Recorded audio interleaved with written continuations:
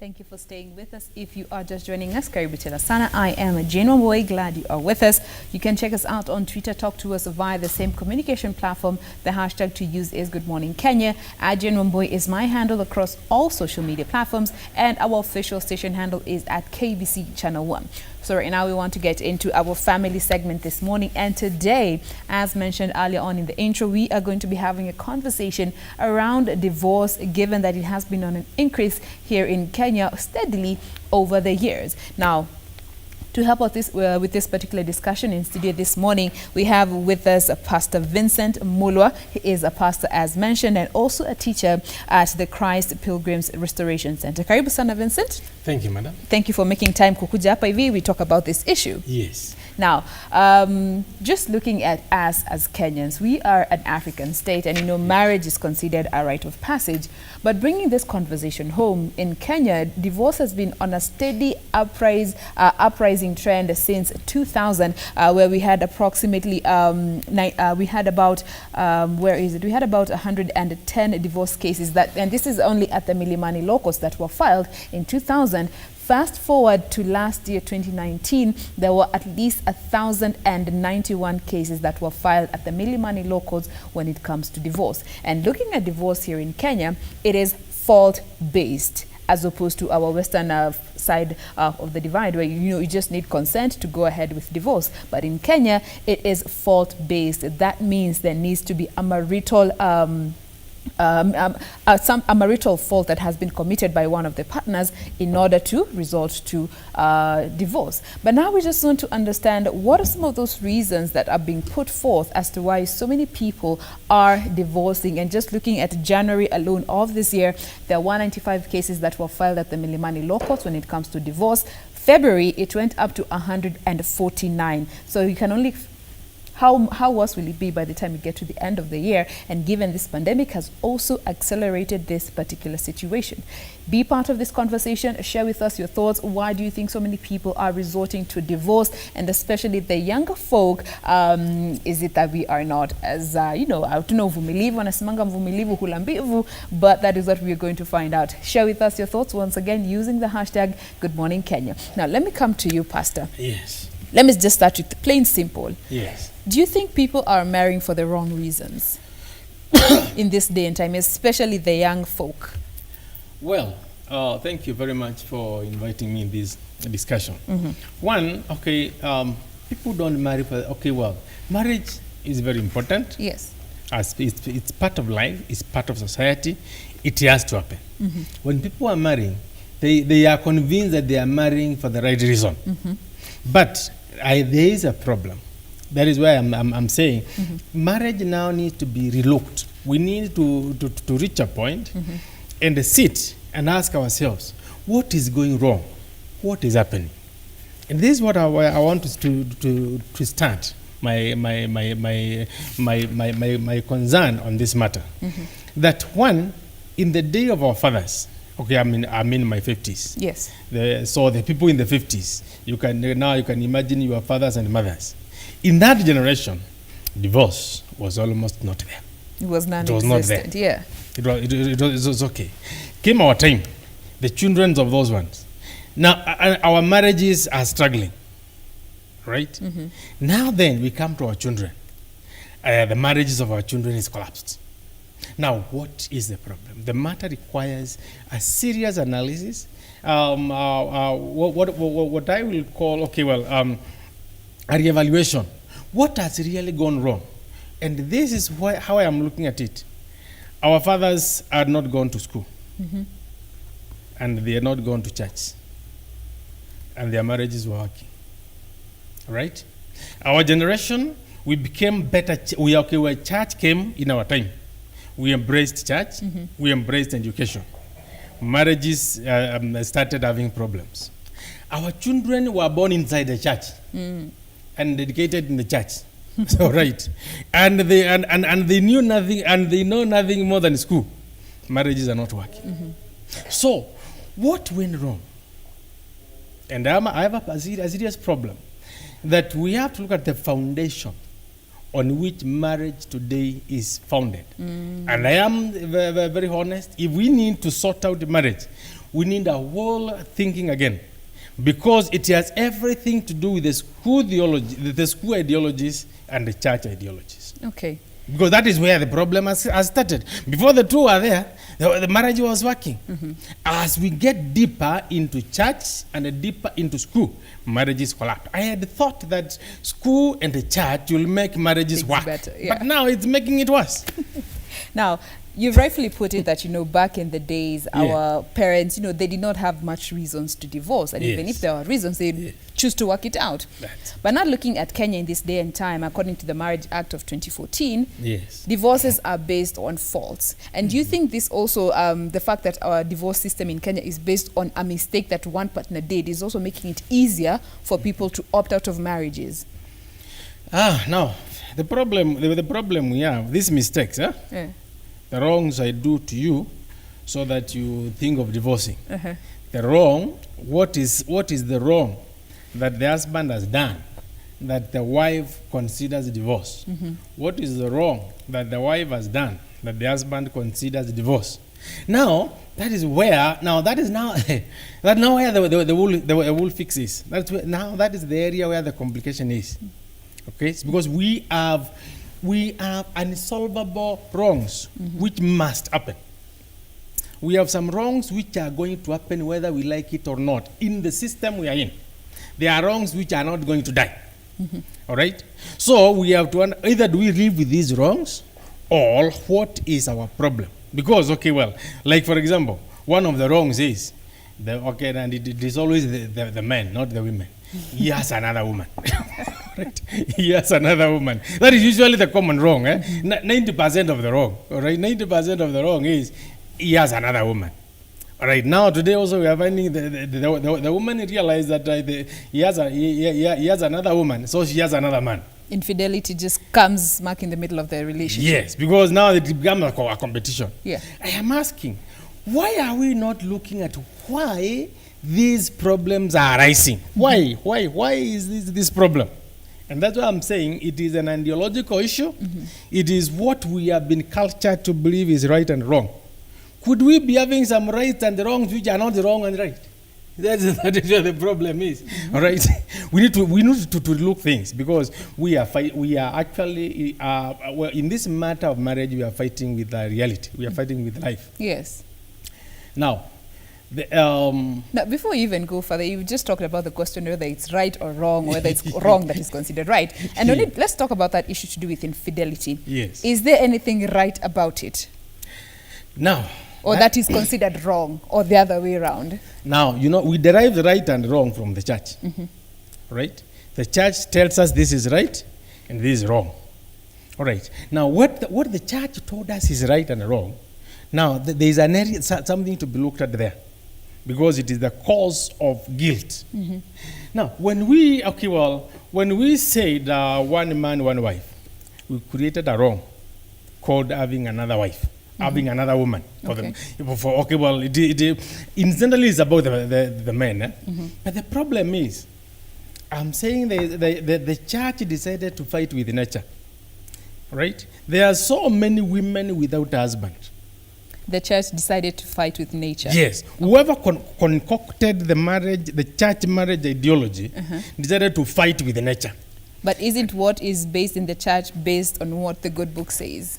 No, unfortunately, in the area of marriage, the church ideologies of marriage are based on the ideas of the West, not on the Bible. All right. Now that is now where the problem is. We are having ideas based on the thinking of the West, not on the thinking of the Bible. So how is that thinking wrong when it comes to marriage? The thinking of the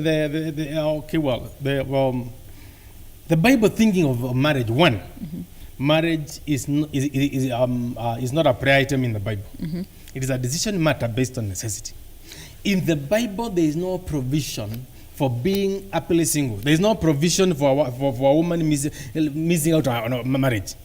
It doesn't exist in the Bible. Every woman, as far as Bible doctrine is concerned, is in marriage. Every adult woman. Except those who have a gift of self-control and those who are over 60. The Bible excludes them from marriage. All those others who are biologically functional, the scripture is very clear. They need to be in a marriage.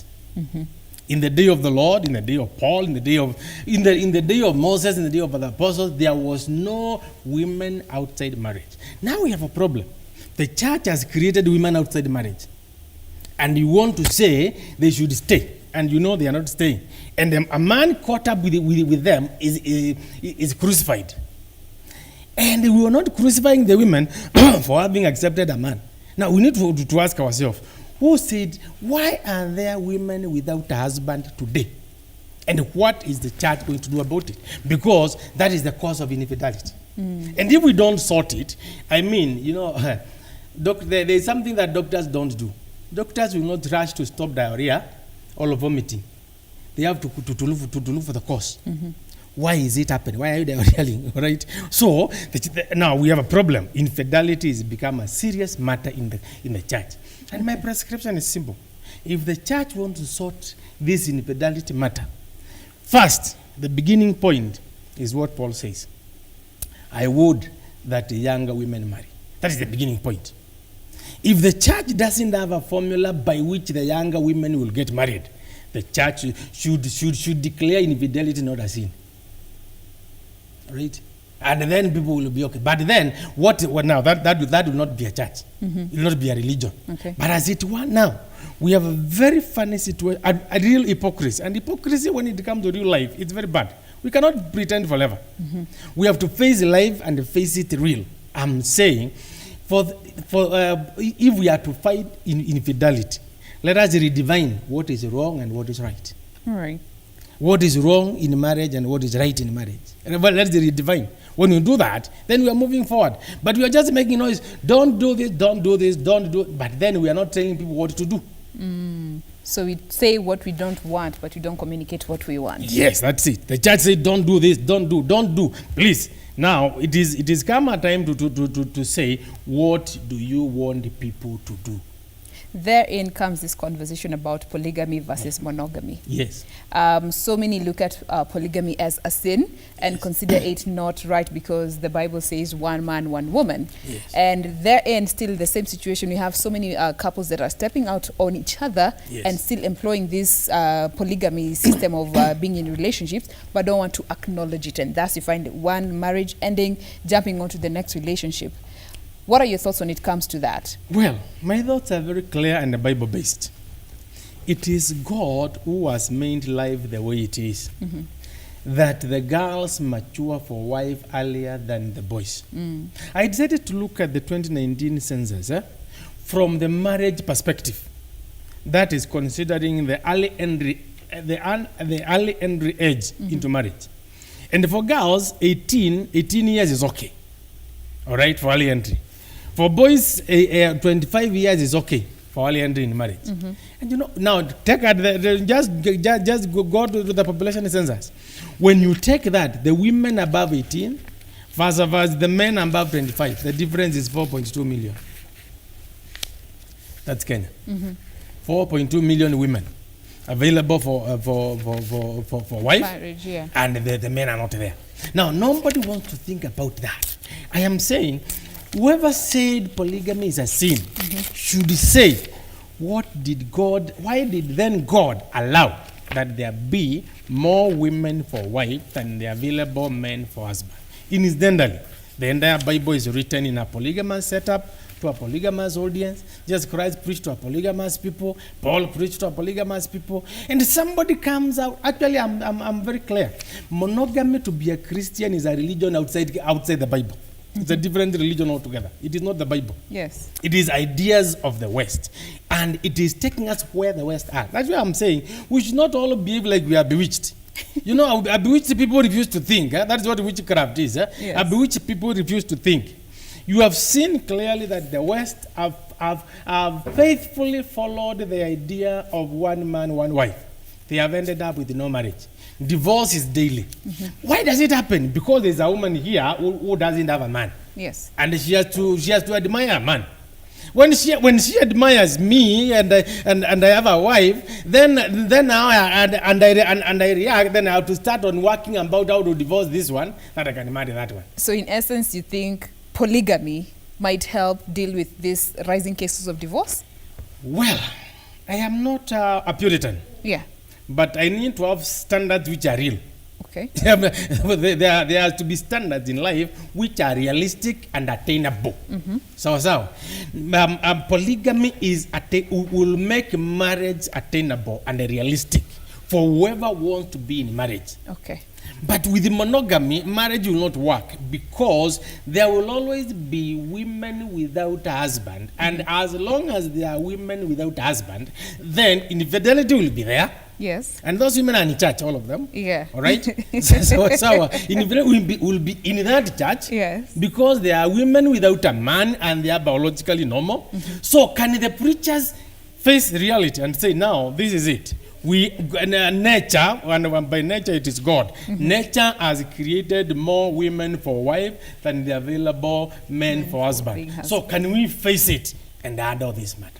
Let me tell you something interesting. Yes. A bishop called me to his office one day and asked me, what is it this reverend you are saying? We started to discuss. We discussed and at that one point he told me, Reverend, you are wasting your time. All right? All women cannot fit in marriage because women are too many. Yes, he has admitted. And he told me that they cannot fit. I told him, man of God, what have you said? He says, yes, I've said women cannot fit in marriage. There are too many. I asked him, so do you mean in church there will be women without a husband? He told me, yes, they will definitely be there. Okay, then I asked him another question from there. Then how will they be going about their sex and reproduction? He told them, please, that one we leave it to God. We are not going to help God. All right. Okay, just let me finish. He did very well. I told him, man of God, you have said something you have noticed a problem. Yeah. You don't want to be party to the problem, and you are a servant. Why does somebody employ a servant? To help them. Now you are a servant, and you have refused to help the master. Why are you a servant? I told him then, if we have noticed a problem in the church, and we can't be party to solving it, please let us go home and tell Jesus Christ to come and solve this problem. Why preach and get offerings and we are not solving people's problems? You talk about the problem without giving a solution. Yes, you only talk about the problem. The solution you say, let God, let people do as they want. Now, Christianity, everybody does as they want. That is what we're talking about today. The whole question of divorce in Kenya. You know, polygamy has been such a subject of so much debate over time. Some arguing that, you know, polygamy might help ease these cases of infidelity that we are seeing. According to our pastor here in studio, you cannot talk about a problem and not give a solution to it. And the reality on ground is there are more women than men. And there's actually one Amos who's tweeting here saying that after how women without husbands. But keep sharing with us your thoughts in regards to this particular conversation about why divorce is on an upward trend here in Kenya. Now, we've tackled the whole issue to do with infidelity. Let us move on to another issue. And this is boredom. Yes. And this mostly affects the younger people. According to at least what I found is that so many the younger generation are divorcing because they're saying, you know, I got bored, we're doing the same thing day in, day out. Somebody gets married today, 3 months down the line, they're separating. Somebody gets married today, 2 weeks down the line, they're separating. Or because they say, you know, I don't like it, I'm bored. What do you think is bringing this whole issue about? Boredom in marriage. I talked about the problem of the school. The school has fed us with ideologies which are also not real. Somebody goes to marriage expecting fantasy and fun. But marriage is a responsibility and it is hard work. All right? There's no way we are going to accept, there's so much fun. And in that also the judge and the school are one. The church is also preaching fun, marriage being fun. So you want to go into marriage for fun, to get all that you want. There's a certain ideology that we have been told is... The ideology that you have made in your mind. I love this man every day. This man will be he will be this, he will be this. You go into reality, you find it doesn't work. Right. I listen to preachers and sometimes I really wonder. You say, you must take your wife out, you must take her to... Now, then it means marriages will work only for the people with money. If you don't have good money, and you know money is never enough. In the family, we have many things to buy. Yes. All right, we have children, we have land, we have house, we have so many things to do. And there are people who are struggling. They cannot afford to buy something else. If we bought a dress once, and the wife is dressed, surely you can still move. But no, you have been fixed into a lot of expectation. So this boredom thing is coming because of over expectation. And the over expectation is an ideology brought by the school and the church working together. So I'm saying the problem is those two institutions. So how then do we resolve this situation? Just try and see more marriages do not end in dissolution because boredom kicked in.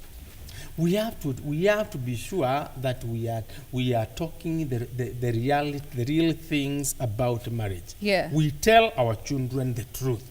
Marriage is responsibility. Marriage is hard work. Marriage is not fun. It is a responsibility. You get in and you have to work hard. There are things that you have to do, and there are things to forgo in life. In life, everything is not. Things don't always happen the way you want. Yeah. I don't always go to eat in Hilton. I will want, but I won't go there. So I will not be able to ride on the plane every day, right? And I would want to go to Mombasa by air. So let's stop over expectation. Is what is causing the boredom, because you came expecting my husband will take me here, my husband will do this, my husband will do this, my wife will be this. It will not happen. So it is over expectation. Over expectation. Over expectation. Okay. And for the men now, you okay. Again, the monogamy is also still there. There is what you want the wife to do, and there are times she can't do it. All right, and you have no other one, and you have been told she's the only one. Even the wife. Now there are things you have a career today. There is a lot of challenge. You have a career to do. You have this, and you are the only wife to this man, and he's a very he's energetic. There are things that he wants you to do every time, and he will do. Yeah. Now, can we really come to face life and be honest that the ideologies we have in life, what we have derived from school and the church, are not working, and they won't work until if we keep them, we'll just go the way of the West. All right. In the West, marriage is dead. So we need to give young folk the actual reality and stop painting a picture that is not really what is happening. And the problem is, instead of preaching the reality, we preach the best practices according to the preacher. Okay. What the preacher thinks is best. Unfortunately, many preachers are speaking lies. Right? He has mpango wa kando. He's saying I have only one wife, and he has a mpango wa kando. He's saying things are so good at my home, and they were quarreling in the morning. Now, surely, can we face reality and stop having a plastic ideology of marriage? It won't work. Stop having a plastic ideology of marriage. Yes. That is the only way we're going to get to having marriages that last. Yes. All right. And tell our children the truth. Right? Okay. And the other expectation is in the area of equality. Now, we'll be coming to that in a bit, but before we get to that, I see my colleague Dee's ready on the other side of the studio. Dee, what's going? What is happening on your end of things? Before I came on air, I was just laughing and smiling because this is just an interesting conversation, and I can tell you for sure Kenyans are really feeling the same with that. It's just an interesting conversation. But before I get the feedback, you can get to us via our social media platforms at KBC Channel 1 TV on Facebook, on KBC Channel 1 News as well, on Twitter, KBC Channel 1. The hashtag to use is Good Morning Kenya, at Jane Womboye, at Sam Joroge, at Ray Manyara, and at Doreen Arange. Those are our social media handles, and I want to start with Facebook. Kamau Karathinga says, my pastor, let us tell the world that we are doing it against the will of God. Monogamy was for Adam, and we should go for it only when we get back to Eden. Or monogamy was for Eden, the Garden of Eden, and we should only get back to monogamy when we get to Eden. So what this person is saying is that when we are still on earth, we can do other things, but when we get back to Eden, we cannot go back to the monogamy way. Pastor, what do you think about that? Actually, well, Karatinga is I said something very right. Monogamy in the universe, it only happened in Eden. After that, life became polygamous immediately after Eden, and God never complained. After Eden, God is a friend of the polygamous people, and the polygamous are the great one in the Bible. So, if somebody wants to take us back to Eden, well, that is their own idea. But in the life we are in, Please, and God is not complaining. God never complained about Abraham becoming polygamous. God never complained about Moses. God never complained about Jacob. And in heaven it's about the 12 tribes of the polygamous man, Jacob. Abraham is our father of faith. Now, surely, we cannot have a God who is talking different things. Okay. So, after Aden, please, life became polygamous. And God never complained. Simple. God never complained. Did Yes. Pasi, you just said that God is a friend of the polygamous, which I also saw another comment again, still on Facebook, and someone was asking, so Pastor, are you justifying polygamy right now? I'm not justifying it. I'm only saying it is the way. Stating the fact. I'm just stating the fact. Okay. Because it is not devil who has interfered with God's creation to create more women for wife than the available men for husband. It is God who has done it. So I'm just stating the fact. I'm correcting the wrong. Whoever says polygamy is wrong is wrong. Is one on the wrong. Okay. I'm the one who I'm correcting that wrong. Okay, one boy, I want you to continue this interview because it's really interesting. But before that, just allow me to read one more tweet. We'll embark more on the tweets later on if we get time. But there's this one from Bruce saying that most men are not ready for the empowered millennial women. Society has empowered women, but left most men stuck with expectations of finding the early 20th century type of woman to a wife. So he's saying that the problem is our society. So when you talk about divorce rates, it is us. So this Bruce is saying that when you talk about divorce rates or high divorce rates, the problem, it is us, the society. Why? Because we have empowered women, and especially the millennial women, and we've forgotten about the men. All right. Is that the case? No, actually, I am writing a book on women empowerment, the best idea wrongly implemented. Are you getting the point? The best idea wrongly implemented. Women empowerment is very important. They are the workers, they are many, and they are able to do things. But we have empowered them so that they are able to stay without marriage. That is where the empowerment has led women. You are empowered. You don't need to be under a husband because you are empowered. All right. You can be on your own. You can manage things on your own. That is the empowering. Now we are the empowering women against marriage. I wish the empowerment was to make them appreciate marriage, to make them understand marriage, to make them stay in marriage. But now, and that is where my problem with education. It is concentrating on empowering women to be free from husband. That's the reality. It is empowering women to be free from husband.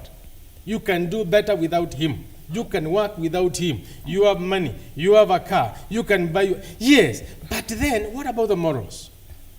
What will our children be if all the women today run to be single and empowered, and you give birth to a son? What is the use of a son if there is be no marriage? All right. Now, still on that particular breath, Yes. I would like for you to respond to this. There's this research that I came across that was done by the University of Nairobi that involved some 90 women who are in high status jobs. Yes. All of them were married. Yes. But according to their responses, there were two groups in this particular research. One group saying the fact that they are doing very well in their careers has brought problems in their relationships because their husbands feel inferior because they are earning more.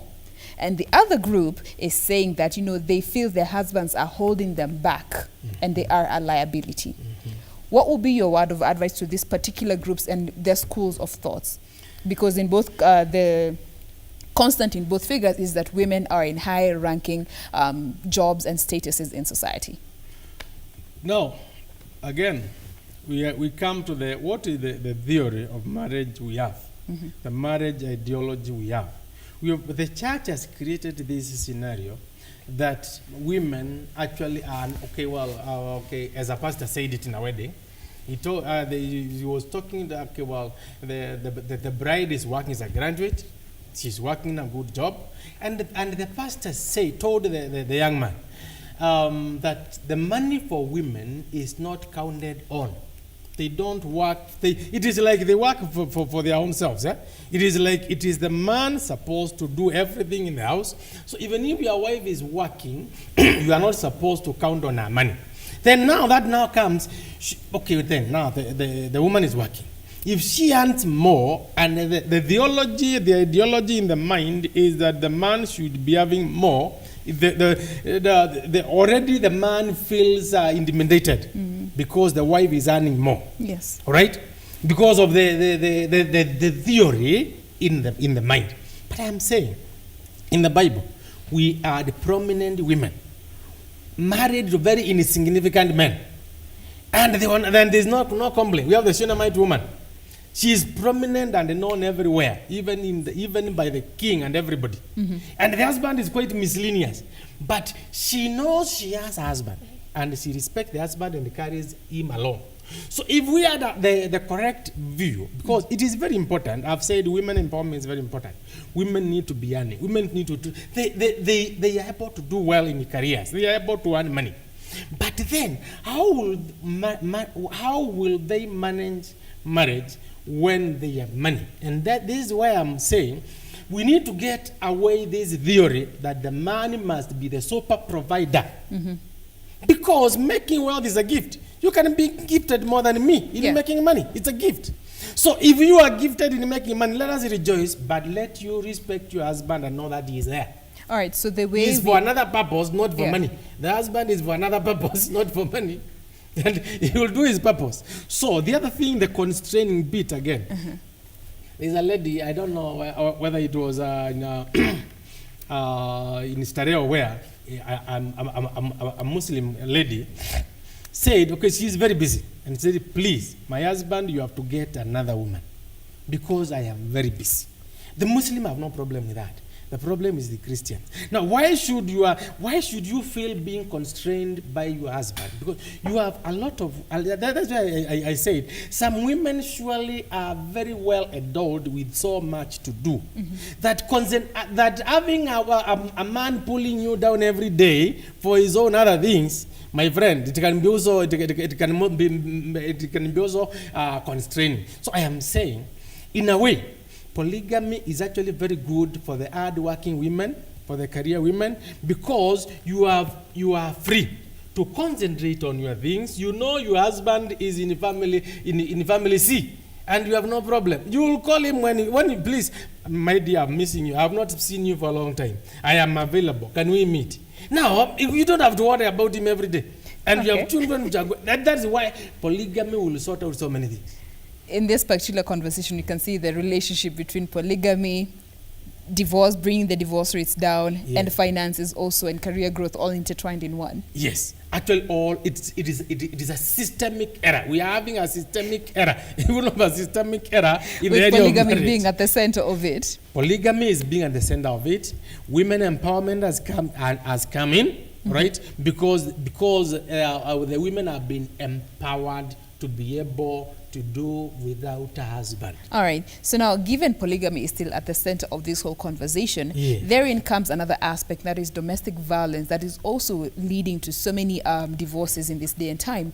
How can we help deal with issues to do with domestic violence, targeting the husband and the wife, because they are the two who are involved in that particular situation, so that we stop having marriages ending because of violence? And this can be physical, emotional, psychological, different ways it presents itself. That is quite true. It's quite unfortunate that actually violence happens in marriage, but still, why does it happen? What are the underlying factors? What causes the violence? Why did they become violent? You will see to them and you will hear these two things. The wife is saying, she's not respecting me, right? She's not respecting me. She's talking me down.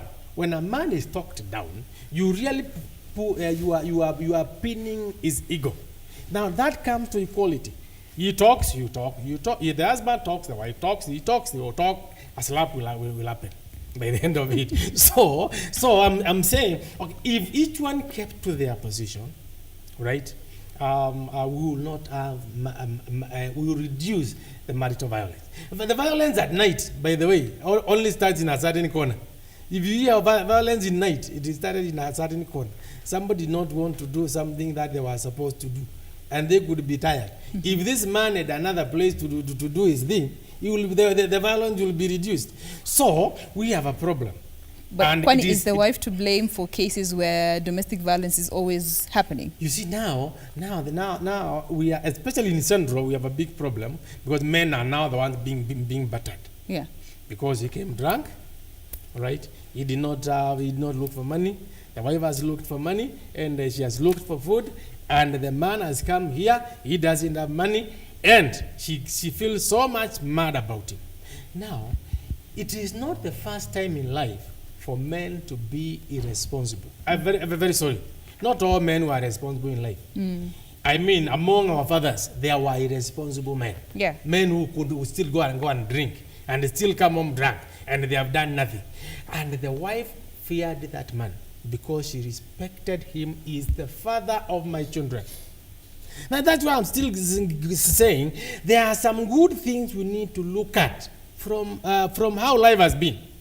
The man was respected, and the wife knew how not to touch my husband. She knew how to tell the children, don't abuse your father. Okay. He is drunk, yes, but respect him, he is your father. But now equality and there's so much fantastic ideas of marriage, as it means that if a man is not providing, he is not worth a wife, which is not real in life. People want to say the young men of this time are not responsible. I say no, please. Even in the age of my fathers, there were irresponsible men. All right. I used to see them drunk and falling in the street and doing nothing. And the family was brought up by the wife. All right. Let's have a Yes. look at what people are saying in social media in regards to this particular issue. D. Yeah, I want to run them very, very quickly due to the interest of time. And again, just on Twitter, Amos is saying that not every man is meant to marry, as it is with every woman. So just saying that it's not every man who's meant to marry, and also is not the same woman who's meant to marry. And also there's another one asking, is Rev Mulwa polygamous, since looks like he's advocating for that. There's another tweet from Dawn saying that I think people emphasize on the wedding and not the marriage. Also a lot of questions in regards to the wedding and not really the marriage, getting marriage counselors and all. Another one from coaches saying folks don't really know what they want. The problem of high rate of divorce cases is because people are just delusional and confused. That is why we're having high rates of divorce cases. And let me just get the last one from Nikita saying that I have heard and seen that social media is becoming the major reason for the high rates of divorce cases, especially as of now, attributing all of these divorce cases to social media and putting your business out there. All right. Reverend, Yes. first one. Marriage is not meant for everyone. Good. That's a good question. Very briefly, we're almost out Very of time, briefly. so just respond Marriage to them not very meant quickly. for yes. Okay, I talk from a religious man. All right. If then because religion is about having morals. If you are not meant for marriage, then be sure you are free of needing sex. Period. Sawa. All right. That is sure. You have no other, and you don't need children and you don't need sex. You are free from marriage. Full stop. All right. Number one. The second tweet was in regards to you advocating for polygamy. Yes. With our viewer asking, are you polygamous? Well, yeah, I'm polygamous. I have no problem about it. I'm open about it. I'm a polygamous preacher. All right. Who preaches it the Bible way. The next tweet was in regards to people focusing on the wedding as opposed to the marriage. Yes, in fact, that is where now these are the errors. Because we are focused so much on a big wedding. By the way, a church wedding is not biblical. It's not Bible-based. There's nowhere you read for me a wedding that happened in the temple. In the Bible, wedding, the customary marriage is the biblical marriage. It ends at the customary level. The one of the church is again only meant to ensure that you pin down the wrong that our wedding does. Yes. Is to pin down the man, that you will never look at another woman. But the problem is this other woman is already available and she's not be seen. All right? And then you lie that you will never look. Tomorrow after the honeymoon, and we are coming from the honeymoon, the other girl is still calling. How are you, sweet? And they were friends. So the wedding is actually meant to enforce monogamy. That is the whole idea of it is Western. It's not Bible based. It is Western. It is all meant to enforce monogamy. And the monogamy is the era of marriage. All right. Now, the other tweet was in regards to social media bringing about so much confusions and building illusions that don't exist, thus the high rates of divorce. And I know we talked about the fantasy that is being built into marriage, the over-expectation. The husband should be this, the wife should be this. And you create a fallacy and an idea in the air. All right, and you are expecting that it will not happen in real life. Yes. Let's come back to reality. Let's face life. Marriage, I've said, is not fun. It is a responsibility and hard work. All right. Now, before we get to have another quick look at social media, what then would you say are the fundamentals for any marriage to last so that we don't have cases of divorce? Well, one, people need to know why you are getting married and what is it into that you are getting married, you are getting into. It is a responsibility. Marriage is a God-given responsibility. It has to happen if life is to be decent, and it has to be maintained. You go there ready to work it out. All right, so number one, marriage is a responsibility. Yes. All right. You need to go there ready to work it. But then you need to have the right theology, the right ideology about it. That I'm getting married, we are not going to be equal with my husband. If we are equal, then I'm telling you that divorce will happen, because a family is an institution. Where there are 2 or 3, there need to be a leader. Okay. And sometimes the leader must lead and say the way forward, and the others must fear him and respect. All right. So somebody must know. Okay, so I'm saying, sorry, just a second. I'm saying, if husband and wife are equal, it is like having a CEO in a company who is as equal authority with his PA. The PA and the CEO have equal authority. That company will collapse. All right. That's why marriage is collapsing, because of equality. One more look at social media.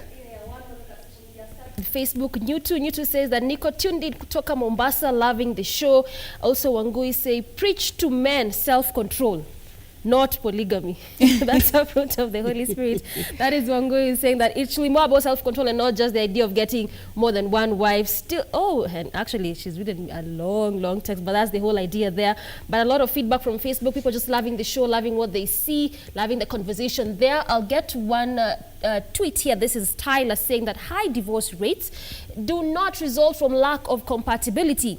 Divorce results from our lack of commitment. It starts with the little things. So attributing it to just commitment and not really compatibility. It looks like there's so different reasons as to why there's high divorce rate cases. Your quick response to those 2 messages before we get to close it. Teach men self-control. And not polygamy. Please. That one, the background of that thinking is a very bad thinking, because it treats women as sex objects. It makes men, they are just looking for sex, and the women are just available sex objects. Please, polygamy is not about a man wanting sex. It's about there being many women, each needing a husband, and each needing a decent life. Okay. So, right? So anybody think, if you talk of train men self, it's not about that. All right. Please, the men who can manage 5 women should be allowed to manage the 5 women because they are available. All right. I think at that we want to put a cap on this particular conversation, but we'll definitely pick it up because there's so much more that needs to be, we need to talk about when it comes to why divorce is on a high rise. But for now, that is all the time we had for today's discussion. Thank you so much for being part of this conversation. We have been speaking with Reverend Vincent Mulwa. He is a pastor and also a teacher at the Christ Pilgrims Restoration Center. Thank you so much. Yes. We look forward to having you again to continue with this discussion. Thank you very much. When you invite me, I'll gladly come and tell the world the truth. And I want to tell the church, please, and let the world hear, the church is responsible for the high divorce rate. Pastors, preachers here, please rethink your theology of marriage. School, all those who think about education, rethink marriage. Let's put it in the right perspective. The church and the school are killing marriage. We have to end there, Pastor. If we don't change those two, we'll go the West way. I'm very sorry. That is that for now, but we're going to continue with this particular conversation. But for now, thank you so much. Be sure to join us again tomorrow morning right here on KBC for another edition of Good Morning Kenya. My name is Jen Wamboi. Have a lovely day. God bless. See you tomorrow.